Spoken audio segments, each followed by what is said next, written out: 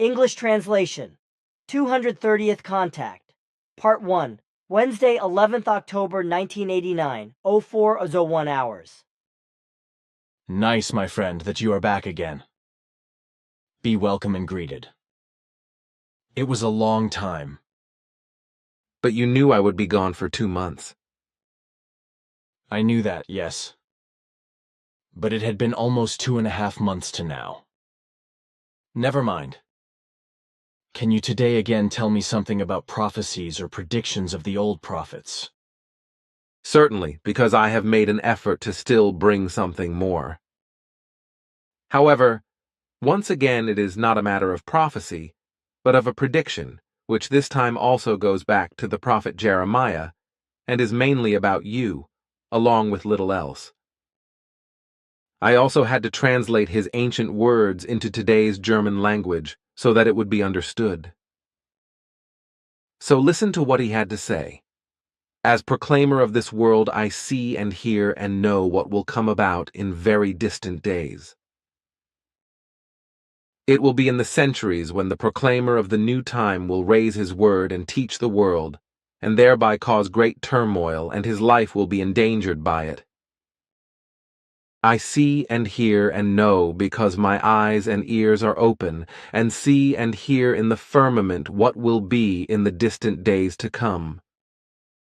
As if with a big step, I traverse the days with my eyes and ears into the distant time, all the way to a free country, to a place of which you know nothing yet and which you cannot yet see. Over there will be the bravest of the brave, the most dignified of the dignified ones, and he will teach with might and proclaim the laws and recommendations of the creation. And like me, he will be a scribe and will be able to listen to the firmament, and he will be the eye, the ear, and the conscience of human beings, and he will make human beings see the powers of the creation and hear its laws. He will be a seer and a knowledgeable one, and a mediator, whose hand will write down the voices of those who will come from the stars. And he will be the third continuation of mine, and a continuation in the reliving of those proclaimers who were me beforehand. His word will reveal the hidden structure of the world and many a secret of the creation. And he will fill gaps of memory that lead from a point in the past or from the present to the future. So he will show the map on which the events taking place, due to the human being, mark the new time. The new proclaimer will have to endure much suffering, and the father will be a simple shoemaker, and the mother a simple woman who will bear 3 sons and 4 daughters in all. One of the sons will be called the guardian of the treasure, and will be the new proclaimer. The knowledge of the laws of the creation will be open to him like never before to a proclaimer.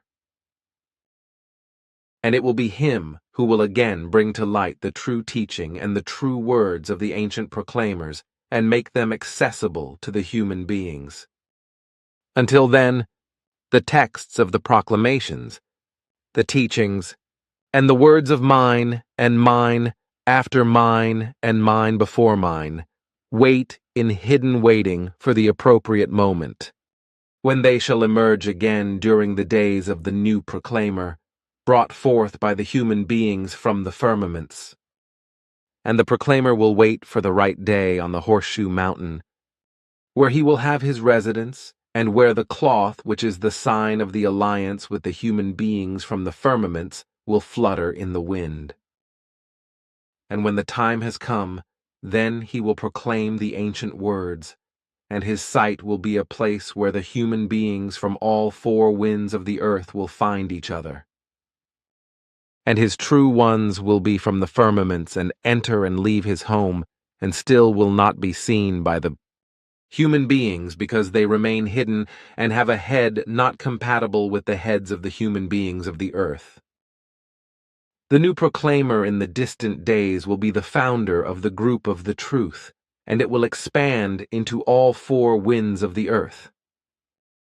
He will break the seal of many secrets of the creation and of the head of the human being as well as there. thoughts, and feelings, and will be more knowledgeable about them than any other human being at that time or earlier. His number will be the 1 and the 3 and the 7, and hence the number of the knowledgeable and the wise. He will travel far, to the place where the firmaments and the earth meet, and where the firmaments end. His words will be the words of the truth, and they will be hard and hit the human beings in their heads. And he will be restless in his doing, and he will be active when he lies on the ground, when he walks in the dark night or in the bright light of the moon, when he walks through the desert or climbs the mountains, and he will let himself be permeated by the powers of the stars, by the sun, and by the earth. He will embed his mighty powers like flowing streams in his words, and write them down like no proclaimer ever before him, so that they may be preserved for all days. His words will be comfort to the righteous and drenched in love, and they will also reach the unrighteous, and rattle and shake them, and they will enter them like mighty currents, and little by little awaken them. His words will also enter deep into the firmaments, and reach the human beings in the firmaments, and they will permeate the stars with their power. And his words will reach the place where the firmaments and earth meet, and where the firmaments end. His knowledge will be that he knows the head and the thoughts and feelings of all human beings, their intellect and rationality, and he will know the body of the earth and the stars and the firmament, because he will follow the paths that lead to the secrets in these worlds. The new proclaimer will one day be the third successor of mine, and thus he will be able to heal, and he will join the ancient lineage of mine over Josiah, Jeremiah, Enoch, Henoch, and Nochodemeon, the originators of the knowledge and the wisdom, which all are not divided in their spirit, and have never let their senses dull in their heads, as human beings do in the present time and will do even more drastically in the new time of the new proclaimer, whereby they create an artificial ununderstanding between cognition and knowledge, between lies and truth, between prediction and prophecy, between inspiration and inner view, between love and behaving in a sexually immoral and unseemly wise, between peace and war, between the essence of wisdom and imagination, between delusion and reality. The new proclaimer will read many dignified books, go into the mountains and forests, and into the desert in ever-recurring times of loneliness, to learn and indulge in contemplation. And he will join many cults that worship deities, angels, and saints to explore their secrets and erroneous teachings. And he will also explore the secret regulation of the world and of the time. And he will build a place of tranquility, of contemplation, of love and peace on the Horseshoe Mountain, where all the dignified and truthly currents will flow together, which have passed through human beings since times. The site becomes an authentic and symbolic center for the earth and for the firmament, because in it the powers of the spirit and the head flow together, and in it an impressive accumulation of truthly knowledge, of truthly love, and of freedom, and of peace, and of harmony, and of the essence of wisdom accumulates. So, little by little, human beings will no longer take any step without discovering and following the tracks of the true great proclaimer. And the guardian of the treasure will be called Edward, the successor of mine in the third generation, after the proclaimers Emmanuel and Muhammad, who in the first and second generation will be the successors of mine in the same spirit, but in a different head. The new proclaimer will be a great mediator and seer, and his word contains all the cognition of life, because he has opened himself to life. Many human beings will understand him, but all those who hear his word with unintellect or read or even only touch his writing with unintellect will fall into a holy horror, as if an abyss would open up in front of them. Thus many will fearfully turn away from it, and others will steal and falsify the word and the teaching of the proclaimer, in order to make usury with it and great profits from it. They will be incapable of understanding the words of the proclaimer and will therefore try to destroy it. But they will not be able to make sacrilege thereof, because the word and the teaching of the proclaimer will be too mighty. More than 22 centuries will have passed by after me when the new proclaimer begins his work. Until then, many villages and cities will be overflowing with large hordes of human beings, and an unimaginable milling mass will exist. Ancient villages and cities and the walls around them, the fortresses and the weapons, and the bones of the ancient prophets and the human beings of former times will be buried under sand and ruins, and will be excavated again in the new time as a specialty and ancient value. The days until then will have suffocated the voice and the words of mine, and the words of the wise ones and of all the prophets.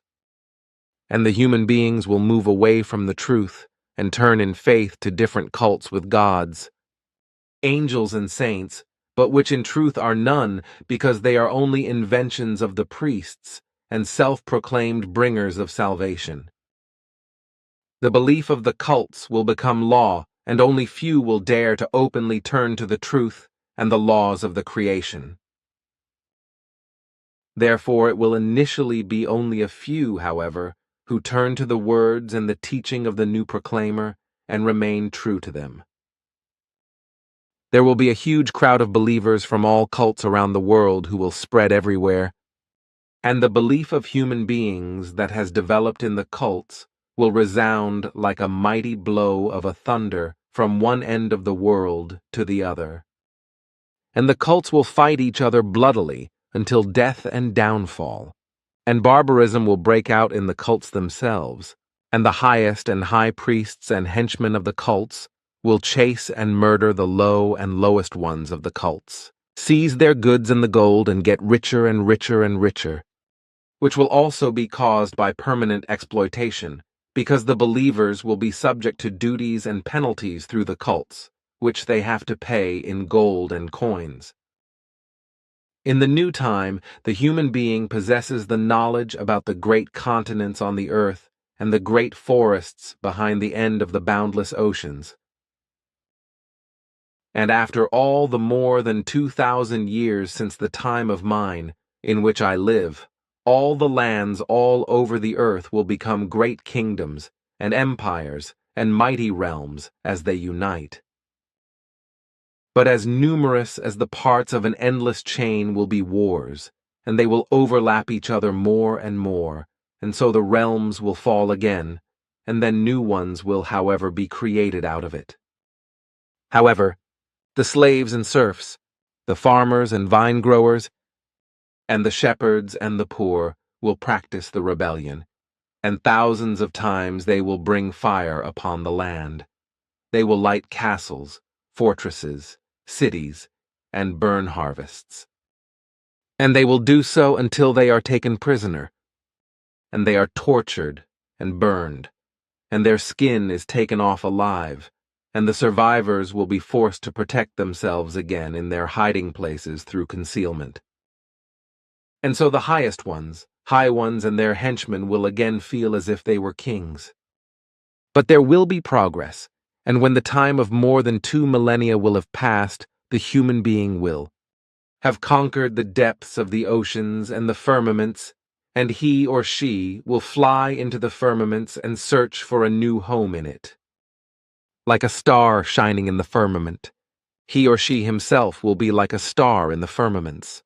When he or she will have won the power of the sun and considers himself or herself to be the creation, and when he or she establishes enormous buildings and towers in the thousands on the earth, builds enormous metal ships, and with these plows through the waters of the oceans and the skies and the firmaments. And beyond the great ocean there will be new great realms, and from one of them new legions of barbarian hordes will depart under the command of mighty ones who have badly got out of the control of the good human nature to bring wars into the world, and to conquer the world, and to seize the natural resources of the lands.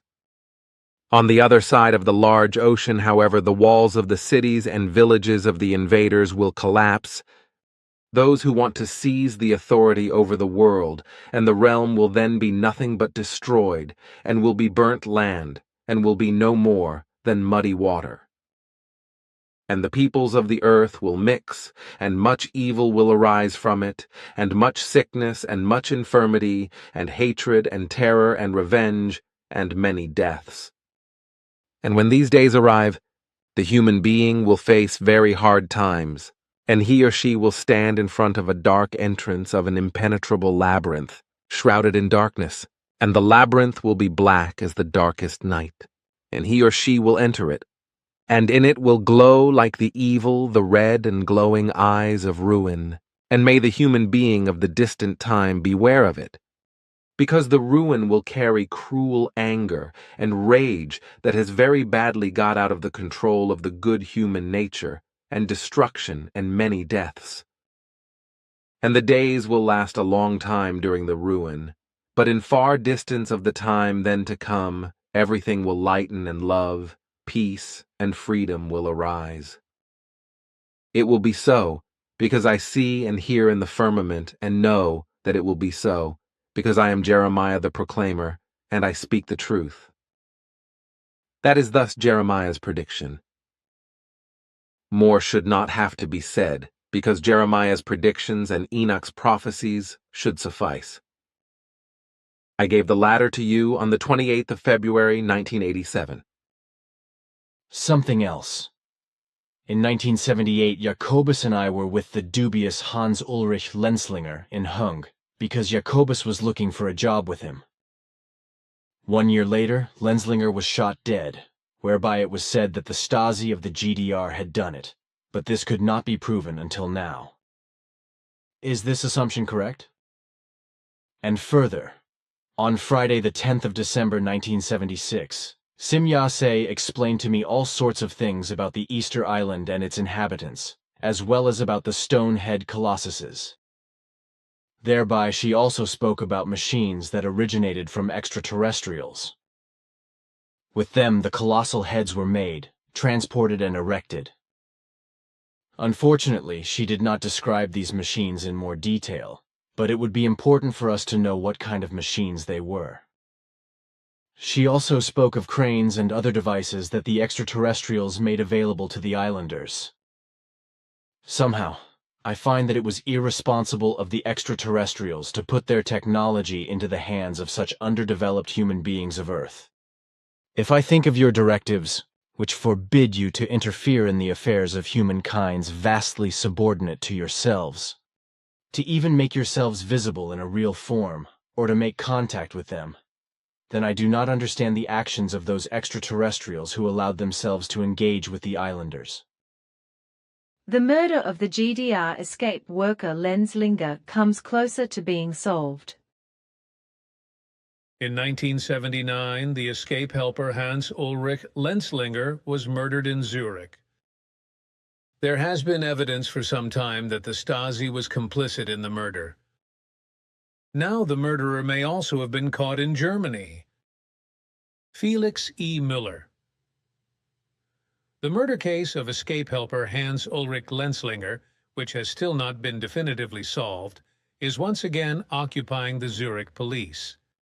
Karl Steiner, spokesman for the cantonal police, confirmed to the SDA news agency that the police had sent a request for information to the German Federal Criminal Police Office in the hope that it would provide clues to the perpetrator.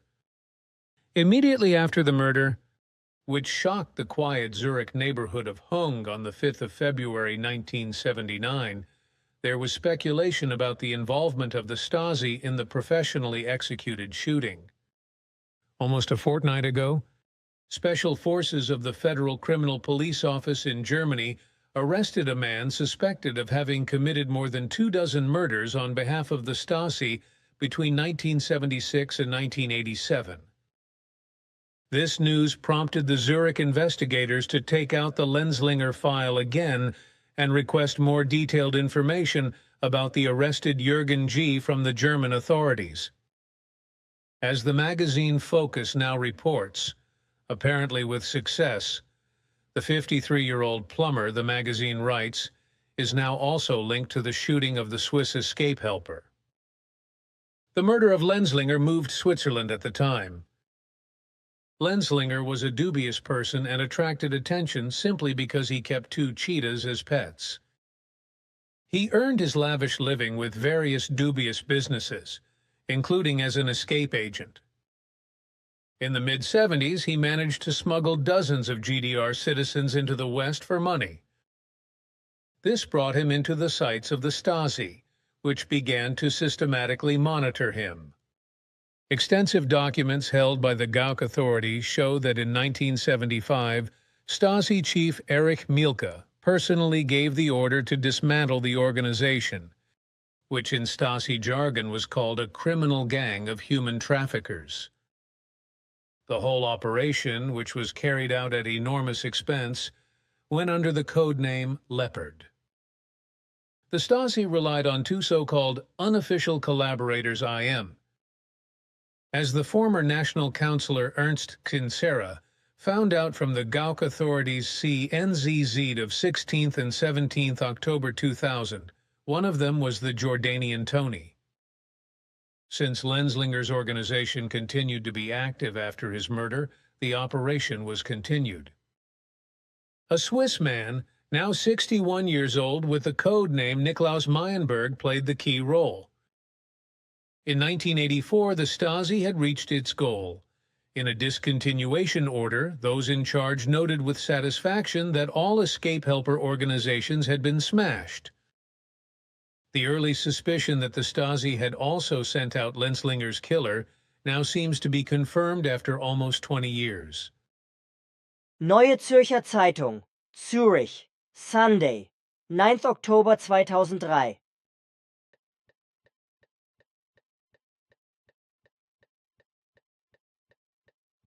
The primitive apple comes from Kazakhstan. Almost all edible apples are classified as Malus domestica and, according to the latest findings, originate from the wild apple Malus sieversii, which is native to Kazakhstan. There, near the city of Almaty, the former name. Alma-Ata means father of apples. There is still a whole forest of wild apple trees. The trees are similar in size to modern apple trees, but mostly produce only small and inedible fruits. Since time immemorial, the great trade routes between East and West have passed by this apple forest. Along these routes, the fruits spread with the help of the traders, and thanks to the apple's own extreme adaptability, see main text. There are also wild apple trees in Switzerland. Sometimes these specimens are mistaken for trees that have grown from accidental seedlings and have grown without grafting. But genetically they are not wild apples. The correct Swiss wild apples belong to the species Malus sylvestris. According to apple researcher Simon Egger, there are still many representatives of this species in the Jura, but they have also been discovered in the Klettgau region of Schaffhausen. An amateur botanist from Kreuzlingen even told Egger about 3 trees in the Lake Constance region. One of them even had thorns. Great efforts are being made internationally to preserve wild species of cultivated plants. In Dresden-Pillnitz there is the largest collection of wild species in Europe, with trees of about 30 Malus species, including 127 subspecies of the primitive apple Malus sieversii. In Wadenswil, trials are being carried out with scab-resistant cultivated apples, the resistance of which has been bred in from the wild apple species Malus floribunda, MAM. That clarifies that. Something else. Some time ago, we talked about the warming of the Earth.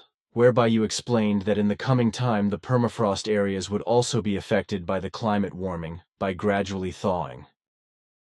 The mountains would also be affected, because the permafrost inside the stones and rocks would melt due to climate warming. You called the inner ground and rock frost permanent. If I remember correctly, you called it permanent frost. Permanent means always, that is to say, continuously, persistently, constantly, uninterruptedly, etc. Heat attacks the permafrost. Mountaineers are at risk. The June heat melted the snow in the mountains prematurely. Now the summer sun is thawing the perpetual ice. There is a threat of more rockfalls. Climbers and structures are in danger. By Helmut Stalder, Zurich. The record-hot June melted away the layer of snow early in many places in the high mountains, which in normal years covers rocks and glaciers until well into July and August. Now the summer sun is burning directly on the ground and attacking the permafrost. This is an extraordinary situation, says permafrost researcher Wilfried Heiberle from the University of Zurich. This is because the current thaw is intensifying the climate-related decline in permafrost that has been observed for a long time. Now, rock faces that were fixed by ice thousands of years old would quickly become unstable. The danger of ice breakoffs. Rockfall and rock avalanches. Alpinists are directly threatened, even on otherwise unproblematic routes, says Tony Fuchs, president of the Swiss Mountain Guide Association.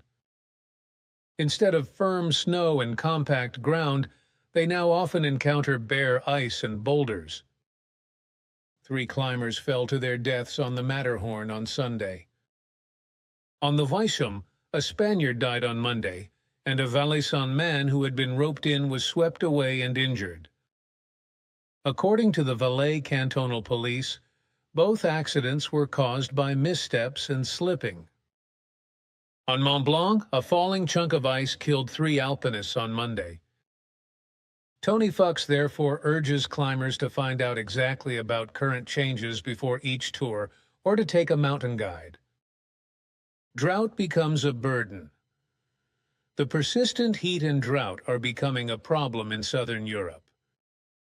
In Italy, a state of emergency is threatening, and in parts of France, water consumption is being restricted. Rising prices for fruit and vegetables are the result. In Switzerland, the situation in the Central Plateau and Ticino is becoming increasingly precarious. Agriculture in particular is affected by the restrictions imposed by the authorities. Tagesanzeiger Zurich, Tuesday, 15th July 2003.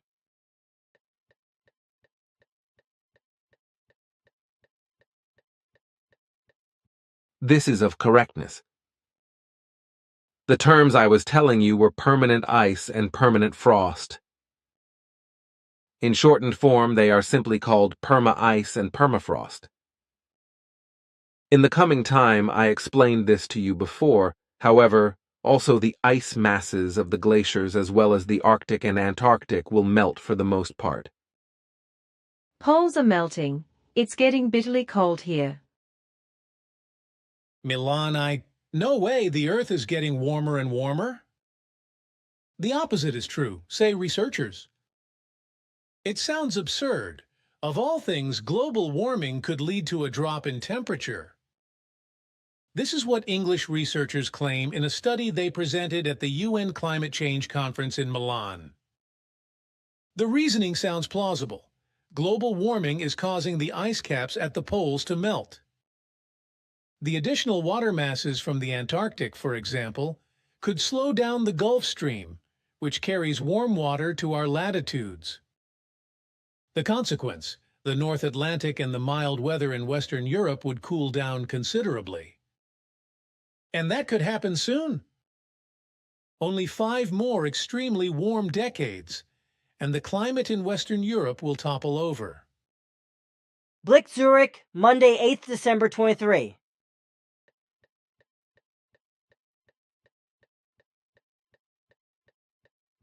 When perma-ice, that is to say permafrost, thaws, large parts of mountains can collapse, or also tundra and steppe areas can become marshy or dry. Houses can break down and power poles can fall down, etc., as well as droughts and dry seasons can occur more often. You recently also told me when you left our private conversation that during the Second World War, the Americans had concentration camps too, and namely in the Sierra Nevada, in a place called Mansana, in which several 100,000 Japanese men, women and children were interned in 1942 after Japan entered the World War, and actually under inhumane circumstances, whereby also many of the interned Japanese died miserably, because they were kept and treated like animals infected with an epidemic. These concentration camps, however, were hidden from the world public until today. Is there no possibility that something can be done to make this U.S. crime known? The permafrost thaws under the hut. The hot June has thawed the snow cover in the mountains early. Now the sun is burning down on the permafrost like never before. Previously safe climbing routes and structures are at risk. By Helmut Stalder. Normally at this time of year, there is still plenty of snow in the high mountains, protecting glaciers and fern from thawing. This year, however, the record hot June caused the protective layer to disappear early. Now, when the greatest solar radiation of the summer comes, rocks and glaciers lie bare, says Wilfried Haberle, professor at the Institute of Geography at the University of Zurich and a specialist in glaciers and permafrost. The sun's rays are no longer reflected. The heat penetrates deep underground and melts the eternal ice. The current thaw comes on top of global warming, which is affecting permafrost in general. This is an extraordinary situation, says Haberle. Climbing rockfall slopes, mountain guides and climbers are directly affected. Rock faces held together by the ice become unstable. Flanks where ice tours were otherwise possible are no longer accessible. Tony Fox from Visp, president of the Swiss Mountain Guide Association, is confronted with this every day on his tours. The terrain is currently very tricky. On Monday, he had to take a route on the Dufour-Spitze that he had never done before because the usual route was no longer passable. And no one expected the huge chunk that came loose on the Matterhorn the day before yesterday. Mountain guides are normally good at assessing when a route is too tricky. But it is bad with people who go without a guide, says Fuchs. They often don't check with the local office or the hut warden about the current conditions and take the traditional route or the one they know, even if the conditions have deteriorated. Fox can concretely observe the retreat of the permafrost. 10 years ago, he was still walking on fern on the famous east ridge of the Weisshom, but now the route leads over scree. Familiar entrances are no longer possible in some places. Traditional routes are changing rapidly. Instead of the expected snow, one often encounters bare ice. The decline in perpetual ice is particularly good to see at the Concordia hut. The hut warden has to nail new steps to the stairs every year because the glacier is sinking. Built on ice.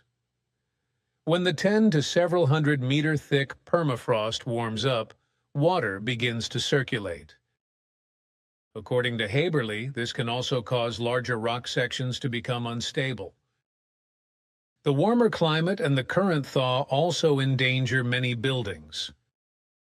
Large mountain stations were built on solid ground with few ice inclusions. Often the engineers have also planned very well.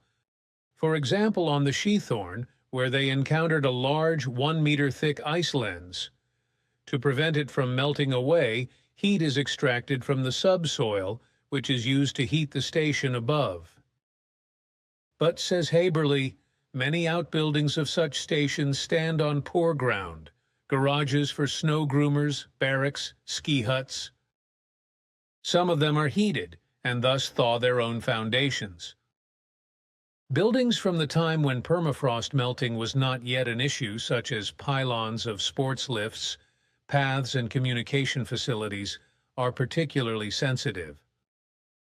They were built without the ground having been properly investigated, says Haberle. Because the number of such structures has increased rapidly since the 1950s, the risk has risen sharply. Firstly, the danger of rock subsidence increases with warming. Secondly, the risk that they will not go smoothly increases. It is different whether a rock avalanche goes into an empty mountain valley or into a full reservoir, says Haberle. Nothing to see from the outside. Even though June has now increased the risk of rock falls, debris flows, and rock avalanches, Haberle does not want to spread panic. The permafrost is thawing slowly, so there is enough time to prepare for the danger and secure buildings. However, the problem is still not taken seriously enough.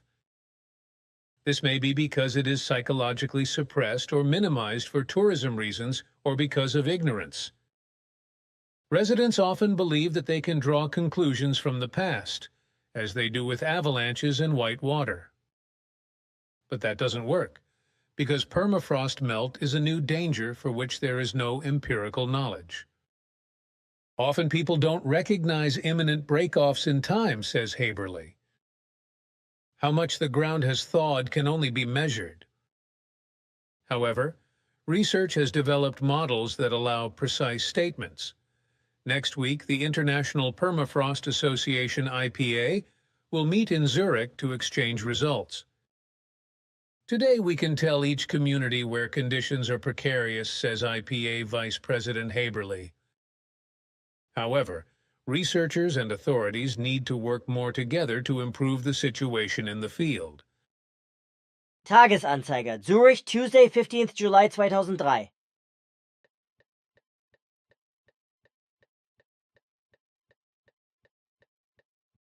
Matterhorn closed. Dramatic rescue operation on the Matterhorn. After a rockfall above the Hörnli hut, 90 alpinists had to be evacuated. The mountain remains closed for the time being. Zurich, Bern, Zermatt. Switzerland is increasingly suffering from the consequences of the heat wave. In the Alps, the problem of dissolving permafrost was accentuated yesterday TA of Tuesday. On the Matterhorn, 70 climbers were surprised by a rockfall that cut off their way back.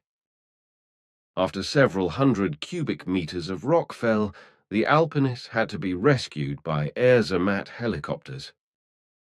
Afterwards, the Mountain Guide Association closed the Matterhorn. Zermatt Rescue Chief Bruno Jelk blamed the heat for the rockfall, which fell 200 meters above the Hörnli hut and destroyed the classic ascent route. According to experts, the influence of the heat was less clear in the case of an ice collapse on the upper Grindelwald glacier. The ice masses, the size of several detached houses, dammed the Lütschine and triggered 3 flood waves. The authorities sounded the alarm early, so that no human beings were harmed in the Bernese Oberland either. The thawing of the perpetual ice is a new danger for which there is as yet no empirical knowledge, said Zurich geography professor Wilfried Haberle. Rock faces that had been held up by thousands of years of ice were becoming brittle. This increases the danger of ice break-offs and rockfalls. Power industry rejoices. The rapidly thawing snow and glacier masses are rapidly filling the reservoirs. In contrast, rivers and streams in the plains become trickles. While agriculture suffers from the drought and laments losses in the millions, the Swiss electricity industry benefits from record prices. Normally, power plants keep their reservoirs full from April to September in order to sell the electricity at a high price in winter. But the drought has now driven prices up to record highs across Europe because air conditioning systems increase consumption and river power plants produce less. The owners of reservoirs are not missing out on this. They send the abundant meltwater over the turbines at peak times and sell the electricity expensively at home and abroad. The European trading price for electricity from Laufenburg climbed to a record 24.9 centimes per kWh in the midday peak hour yesterday. Some even higher hourly prices were achieved on the electricity exchange in Leipzig. Retier Energie in Graubünden even reported a deal for 63 centimes per kilowatt. All in all, the storage power plants can export peak electricity 3 times more expensive this summer than 3 years ago and almost twice as expensive as last winter. Swiss consumers, who are currently supplied at fixed monopoly tariffs, need not fear the price high. On the contrary, if the Swiss electricity industry can gold-plate the huge surpluses in Europe, it will have to fleece its customers in the supply monopolies less. Ozone levels are rising and rising. The heat wave is also causing ozone levels to rise massively. In the current year, ozone limits have been exceeded up to 800 times in Switzerland due to the high temperatures, the Federal Office for the Environment, Forests and Landscape reported on Tuesday. By mid-July, the limit values had already been exceeded more frequently at most measuring stations than during the whole of last year. In Ticino, the values were 520 times above the limit value. The frequency of limit value exceedances shows that further permanent measures are necessary. The air pollution control policy in Switzerland must be continued consistently, the Federal Office demands. Tier APSDA. Tagesanzeiger Zurich, Wednesday, 16th July 2003. No future for glacier. Rome, Milan. By the end of this century, almost all glaciers worldwide could have melted if the climate warms by 4 degrees. This is the result of a study by the WWF. It was presented on Thursday on the occasion of the upcoming World Climate Conference in Milan. The consequences would be devastating, as glaciers store about 70% of the world's drinking water reserves, it said.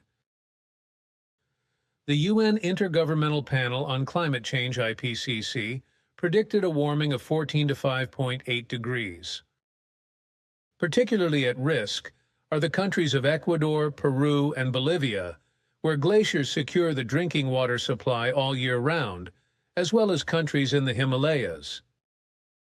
The rivers there, which are fed by glaciers, supply a third of the Earth's population with drinking water. Alaska also affected. According to the latest findings, the melting of glaciers in Alaska has progressed twice as fast in the past 5 to 7 years as in previous years, the report continued. The phenomenon has also reached threatening proportions in the Alps TA, 26.11. Esdia. Tagesanzeiger Zurich, Friday, 28 November 2003.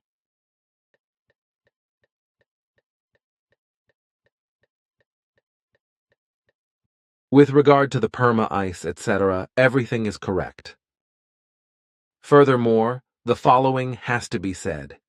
In the coming time, everything will become known, including state-ordered crimes against human beings used as medical, chemical, and biological test objects. This in particular with regard to chemical, biological, and nuclear weapons.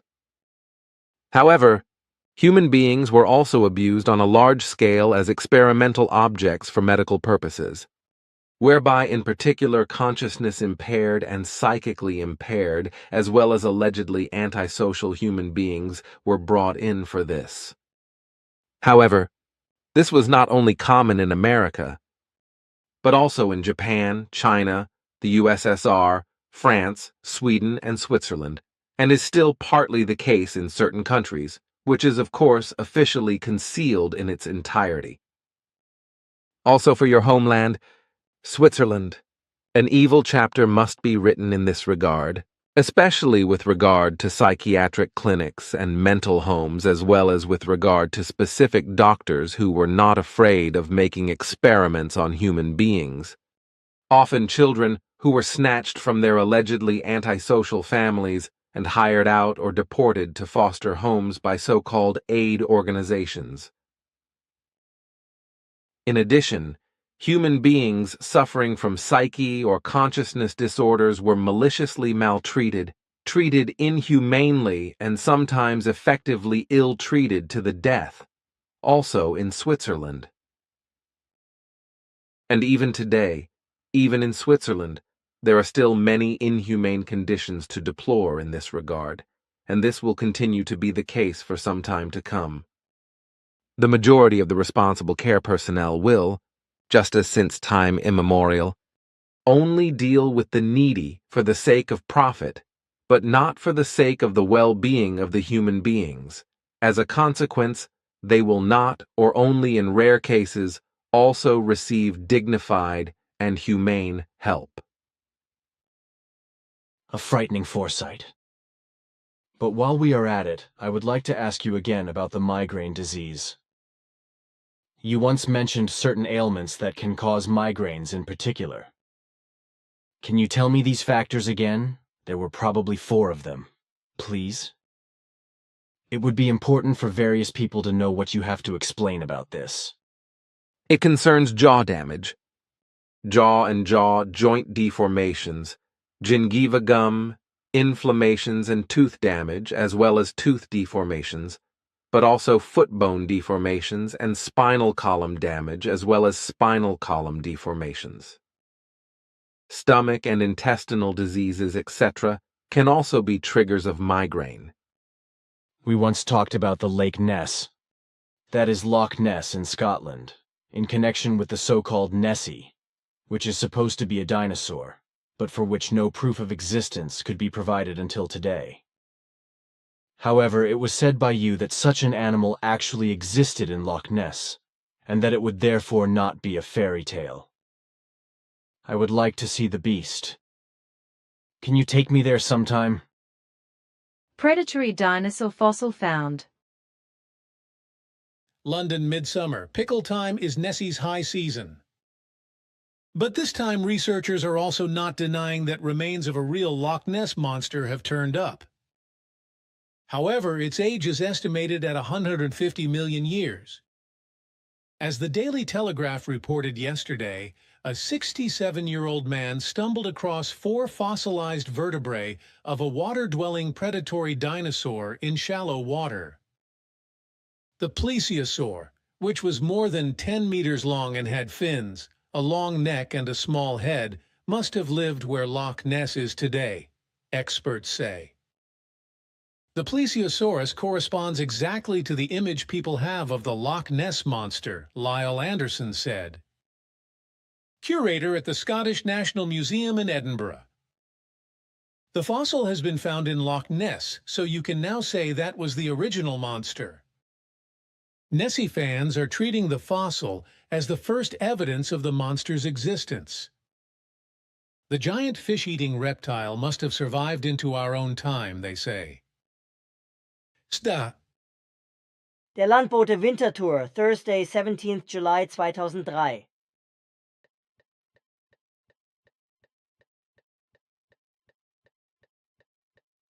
In fact, there are 2 parent animals and 1 young animal.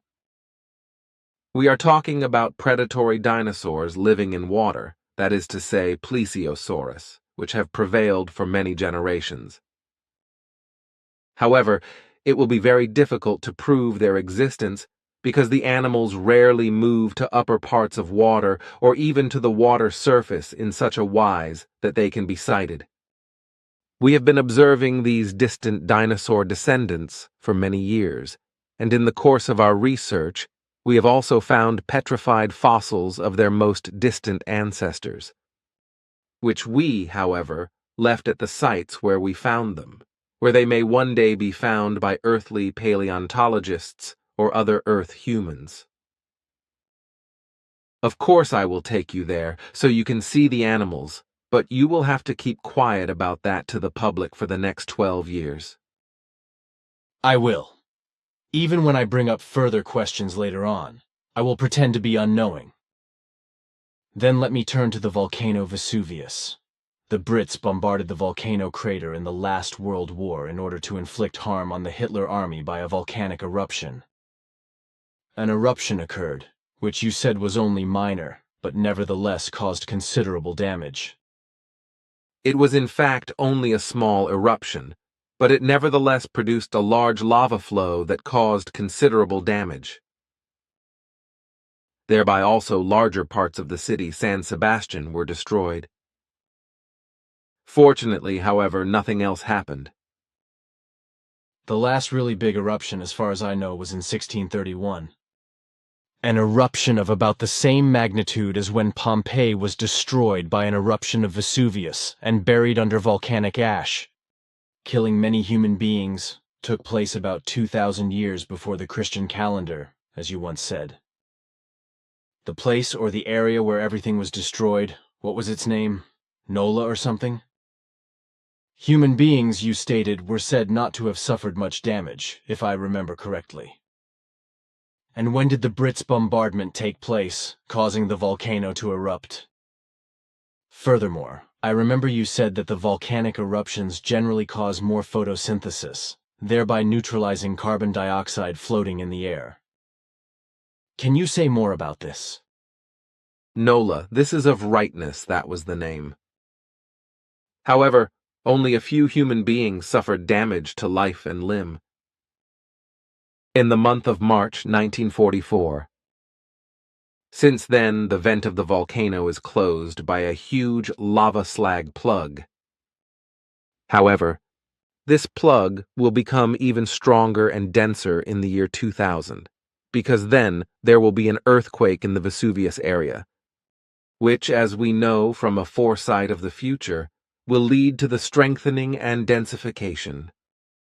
For the time being, this will prevent the volcano from erupting, whereby the prevention will only last as long as the slag plug can withstand the pressure from below, which arises from the large magma mass of 523 square kilometers, which extends 8 to 10 kilometers in depth and even deeper beneath the city of Rome. If, however, larger masses of water or gas enter the magma sea, which reside underground, a tremendous explosion will immediately occur, the enormous pressure of which will partly melt the plug and eject the rest out of the vent, causing the volcano, which also has deep connections with the volcanoes Stromboli and Etna, to erupt. Vesuvius is constantly in motion and internally active, as well as very unpredictable and therefore dangerous. Regarding the photosynthesis, during volcanic eruptions, volcanic aerosols cause scattering of the incident sunlight, which greatly reduces its irradiation. During this process, however, the share of diffuse light is also increased. In the same way, cloud cover and haze can also create an increase in photosynthesis.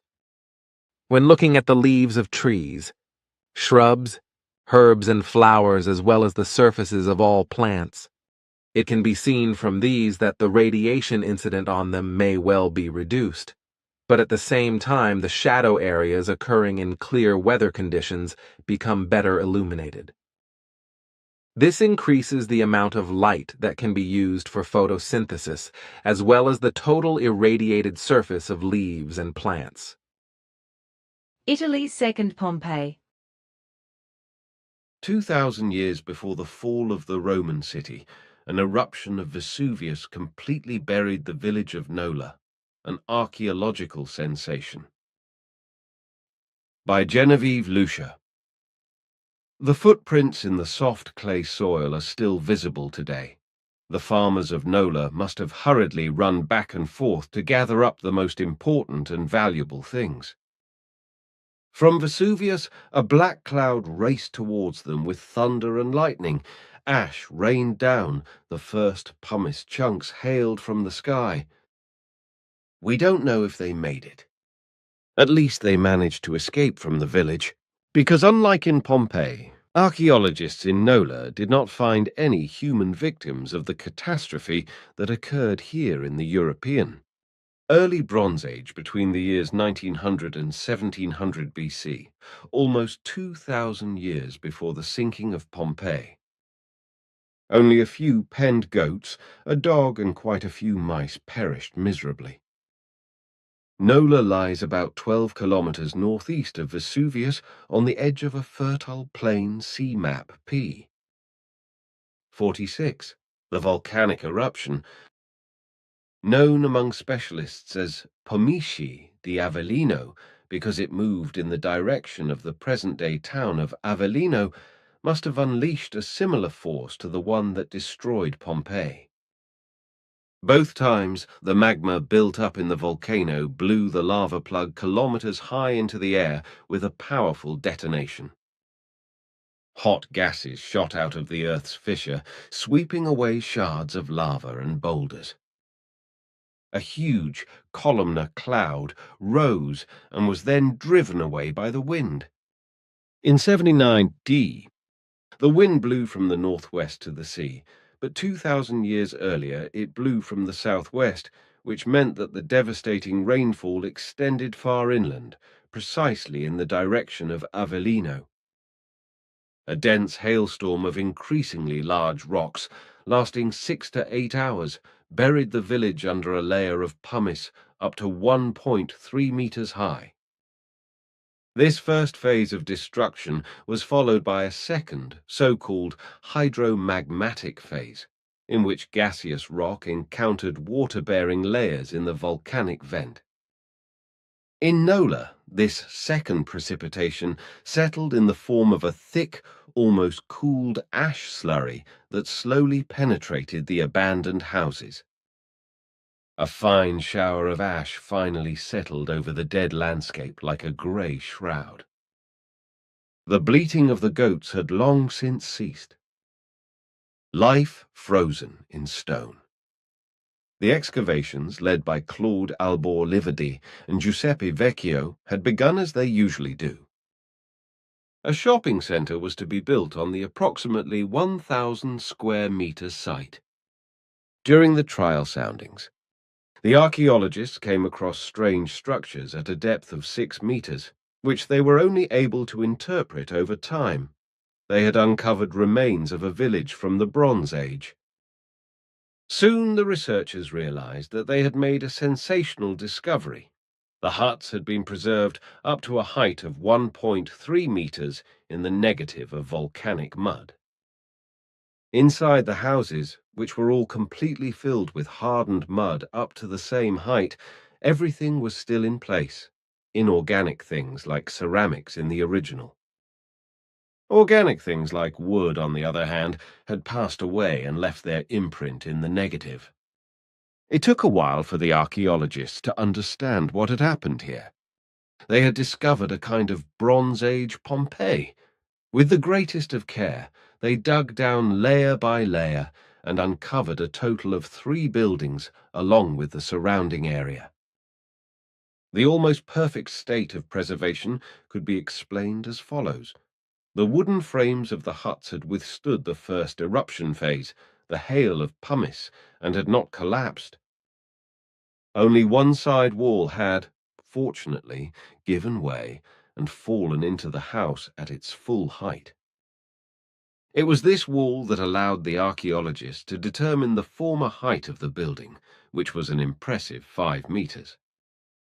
So, while the stones were pelting down from the sky outside, the inside of the hut remained untouched. Only in the second, the hydromagmatic phase, did the fine mud slowly penetrate centimeter by centimeter, filling every cavity, no matter how small, every crack, tipping over empty vessels or pressing them against the wall. Heavier pots remained where the human beings had last placed them. After Vesuvius had calmed down again, only the gables of the houses in the village must have been visible. They crumbled over time. And over the centuries, all the enclosed organic materials such as wood, straw, and leather also rotted away. Leather. In the surrounding volcanic mud, new cavities and perfect imprints were created, which archaeologists are meticulously trying to document today. Huge grain silo. All the houses had the same long oval ground plan with a straight narrow side to the southeast, where the entrance had also been. The largest building measured 9 by 15 meters. The tent-like roof was thatched and reached down to the ground. Before entering the house, one passed through an open, covered vestibule where baskets of provisions were waiting. One very large basket contained half a calf. Inside the house, right next to the entrance, was a huge grain silo.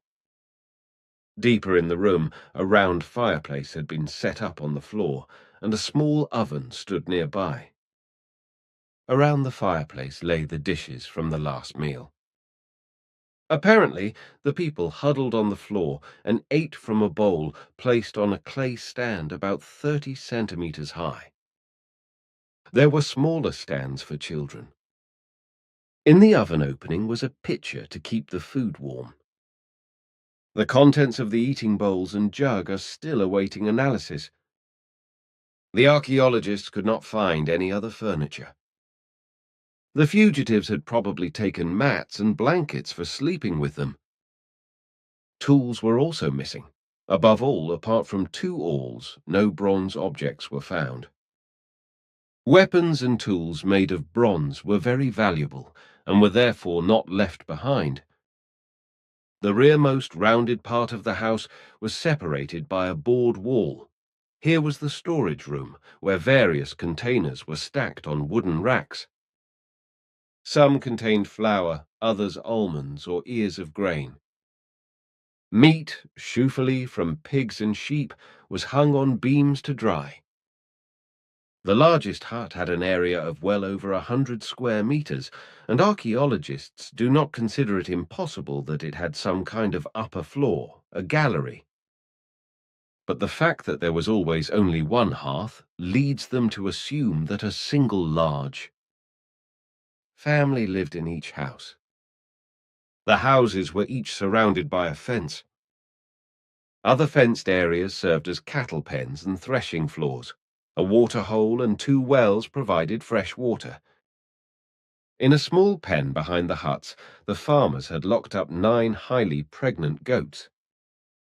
They would have been too much of a burden to escape, so they were left to their fate. The same fate befell a small dog that had sought shelter under the roof and probably suffocated. Already stillborn, on the other hand, were 2 human fetuses, one of 4.5 months and one of 6 months, which had been buried behind the houses in a broken clay jar. First archaeobotanical analyses show that the farmers mainly cultivated barley, possibly also fig and almond trees already. Mushrooms, acorns, kernels of olives and almonds testify to other food crops. The identification of the charred wood provides clues for the reconstruction of an environment that was apparently dominated by beech trees.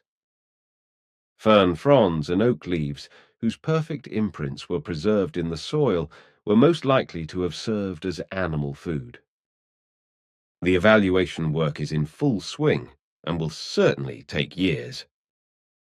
The discovery of 3-dimensionally preserved dwellings is undoubtedly one of the most important in recent years and will be a milestone for Bronze Age research. Like a snapshot, it captures the long-gone moment of a human drama. And surely one day this image will be so sharp that we will even be able to make out what the human beings were about to eat before they were driven into flight by a deafening explosion. NZZ am Sonntag Zurich, 3. August 2003.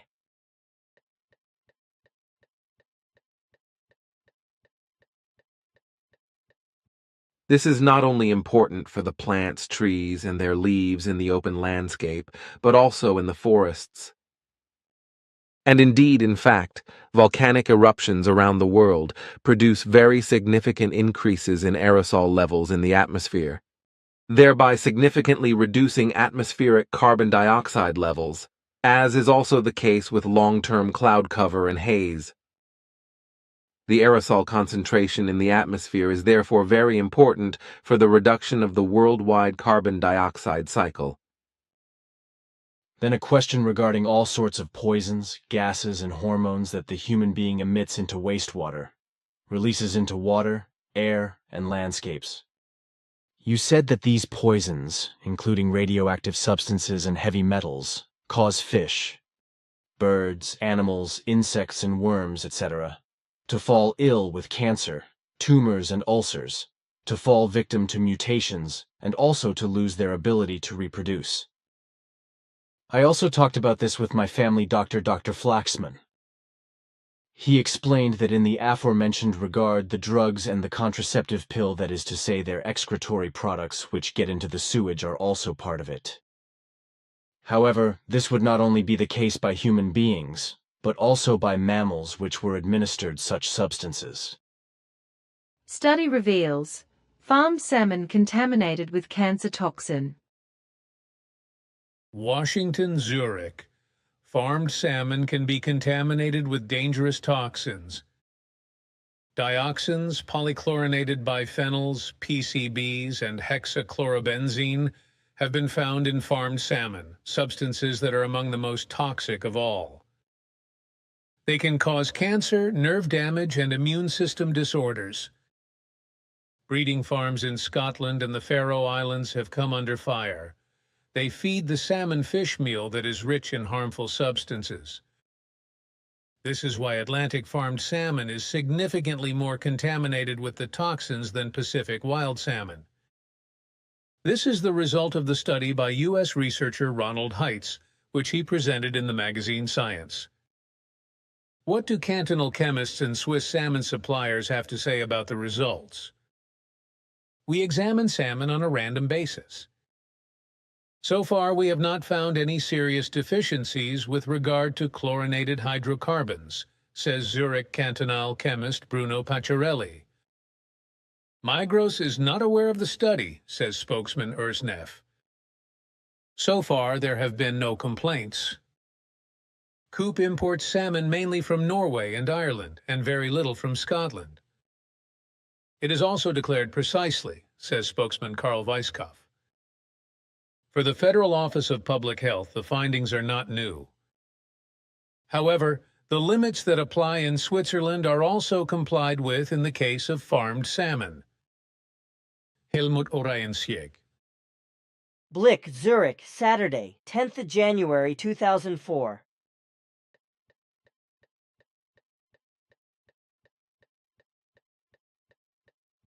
Fewer fish because of too many birth control pills.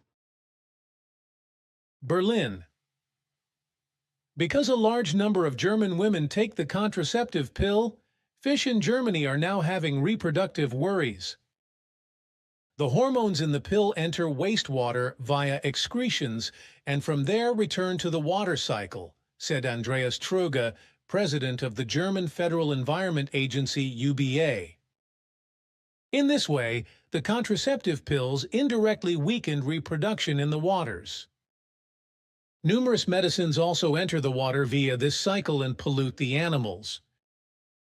Environmentally friendly selection criteria in the development of active substances could reduce the threat to water bodies in the future, the UBA warned. Reuters. Tagesanzeiger, Zurich, Wednesday, 23rd July 2003.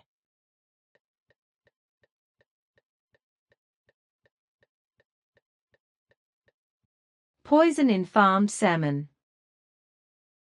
According to a new study, farmed salmon contains around 10 times more environmental toxins than wild salmon science.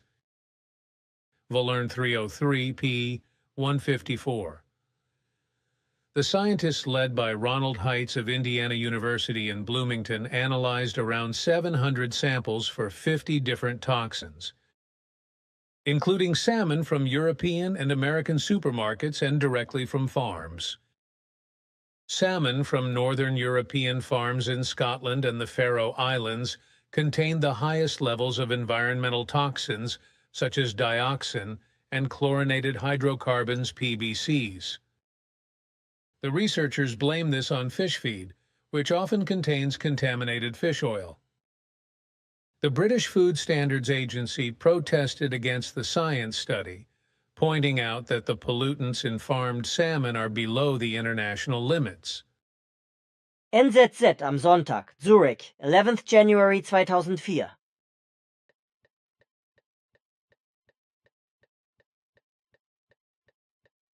Then again, something else. You once spoke about the fact that our SOL system is arranged very far outside in a spiral arm of our galaxy, while our solar system would not constantly remain at the same place, and would therefore also interfere with other spiral arms of the Milky Way, or pass through them. Thereby, our whole Sol system, thus also the Earth, would increasingly be hit by large quantities of cosmic substances of all kinds, which would lead to climate changes. Can you give me any more information on that?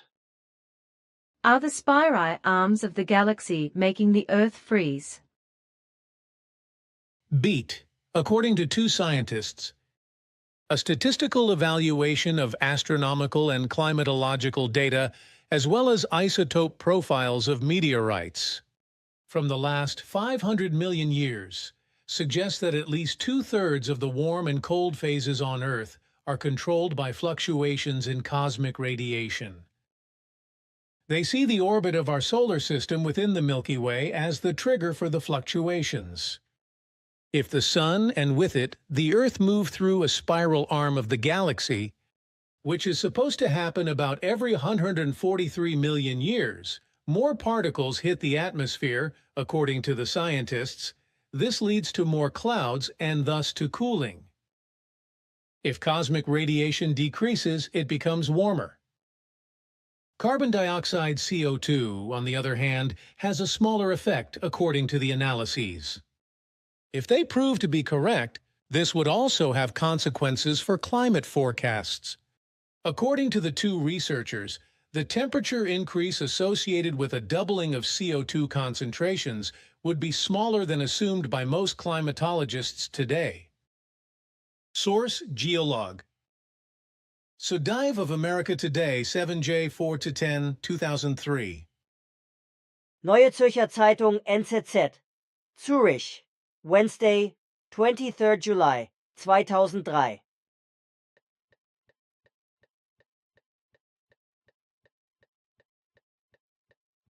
Mysterious climate cycles. The dramatic climate changes of the last ice age could be of extraterrestrial origin. New data from Greenlandic ice aging schemes provide indications of this. Scientists from the Potsdam Institute for Climate Impact Research (PIAC) discovered a cycle with high regularity. Over a period of about 35,000 years, the Earth warmed every 1,470 years. No fluctuation within the Earth system could be so regular, says Stefan Rahmstorff of PIK. Rahmstorff suspects the reason for the fluctuations to be, for example, changes in the Earth's orbit around the Sun. The climate of the last ice age showed unusual capers. Within 1 to 2 decades, the Earth warmed up by up to 10 degrees Celsius. These warm phases then usually lasted for several centuries. This happened more than 20 times during the Ice Age 10,000 years ago. Scientists speak of Dansgaard-Oeschger events. According to the prevailing theory, warm Atlantic water that advanced into the Greenland Sea and the European North Sea was responsible for the warming. But what triggered the current change in each case is still unclear. Mel. Tagesanzeiger Zurich, Tuesday, 27th May 2003.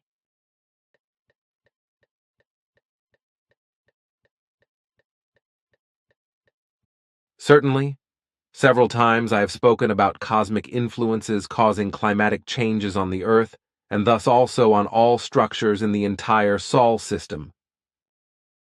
These cosmic substances, as you call them, are tiny and tiniest particles, that is to say, cosmic rays of various kinds, and these also have a climatological effect on the Earth. Namely, if it gets increasingly hit by these cosmic substances or rays, when a tangling with a spiral arm is given, then an atmospheric cooling takes place on the planet. On the other hand, atmospheric warming on the Earth arises when the cosmic particles dilute and the radiation hence becomes weaker. However, not only the cold and warm periods, and thus the climatic conditions, depend to a large extent on this radiation, but also to a large extent the weather constellations. And this is because the galactic radiation is, among other things, also responsible for the so-called jet streams, of which there are one in the southern and one in the northern hemisphere, whereby I am, however, now talking about the northern one. We are talking here about a planet-wide, very strong, extremely intense, band-shaped, unstable airflow that moves from west to east at a high speed ranging from about 150 to more than 600 kilometers per hour, and namely in the upper troposphere up to the stratosphere. When there are no clouds, the jet stream is subject to a very strong turbulence, and in the transition area between subtropical warm air masses and polar cold air masses, which is called the frontal zone, the jet stream is associated with strong horizontal pressure gradients and temperature gradients, that is to say, with increases and decreases. To explain it a little more precisely, the jet stream passes along a horizontal axis, the so-called jet stream axis, and is centered in the upper troposphere or lower stratosphere, whereby the whole thing is caused by large horizontal temperature differences. Normally, the jet stream has a span of several thousand kilometers in length and has a width of several hundred kilometers, while the vertical spread is only a few kilometers. The northern jet stream is not constant and also roams from south to north and from north to south, as does the southern jet stream, which roams likewise. Hence, the jet stream is also responsible for the weather conditions, which means that it also triggers severe weather of all kinds, such as torrential and prolonged rainfall, storms, hurricanes, typhoons, and tornadoes.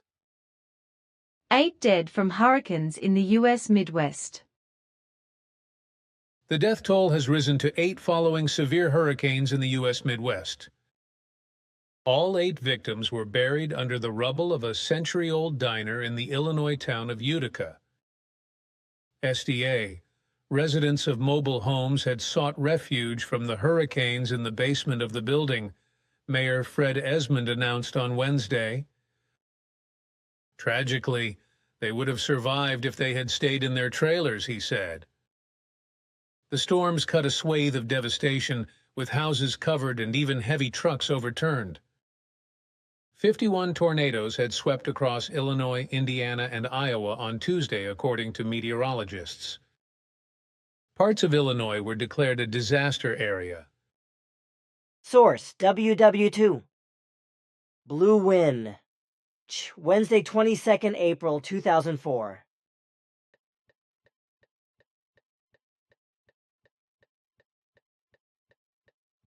Has Frau Hole gone crazy? A winter onset led to massive traffic obstructions in eastern Switzerland.